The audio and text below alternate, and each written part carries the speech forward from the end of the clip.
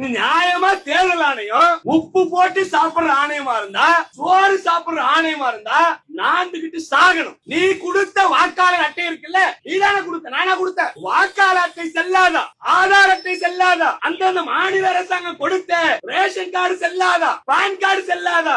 எதுடா செல்லும்? 10 சர்டிபிகேட். நான் 1972 பிறந்தேன். எங்க அம்மா எங்க வீட்டுல மாட்டுக்கோட்டையில தான் பெத்து போட்டுச்சு. எந்த பஞ்சாயத்து ஆபீஸ்லயும் வேல்முருகன் ஒரு குழந்தை பிறந்துச்சு பதிவு பண்ணி வைக்கல. இப்ப என்கிட்ட வந்து நீ சர்டிபிகேட் குடுக்கறனா, நீ இந்திய குடிமகனே கிடையாது, உனக்கு ஓட்டே கிடையாதுன்னா உனக்கு எத்தனை கட்சி அடிக்கிறது? யாரு உனக்கு அதிகாரம் கொடுத்தா? தேர்தல் ஆணையத்தோட வேலை என்ன? இந்தியாவோட பிரஜையா என்று ஆராய்ச்சி பண்ணுவது, ஆய்வு பண்ணுவது, அது உன் வேலை இல்ல, அது ஹோம் மினிஸ்ட்ரி பண்ணும். அது பண்ணிட்டு நாங்க பாத்துக்கிறோம். பீகார்ல 8 கோடி பேர் இருக்கிறான். 8 கோடி பேரை 20 நாள்ல ஆய்வு உட்படுத்தி இந்த 65 லட்சம் பேரு பேக் வாக்காளர் கண்டுபிடிச்சிட்டாங்க. எப்படிடா 15-20 நாள்ல 8 கோடி பேரை தேர்தல் ஆணையம் ஆய்வு பண்ணி, அந்த ஆய்வின் அடிப்படையில அவங்க என்ன பண்ணாங்கன்னா 65 லட்சம் பேரை எலிமினேட் பண்ணாங்கன்னா, எத்தனை லட்சம் பேர் நீங்க வேலை செஞ்சீங்க? 8 கோடி பேரை விசாரணை பண்ணா எத்தனை ஆபீசர் வேணும்?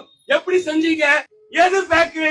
வாக்காளர் பட்டியல் பேக்கா, நீங்க எலிமினேட் பண்ண அந்த பட்டியல் பேக்கா?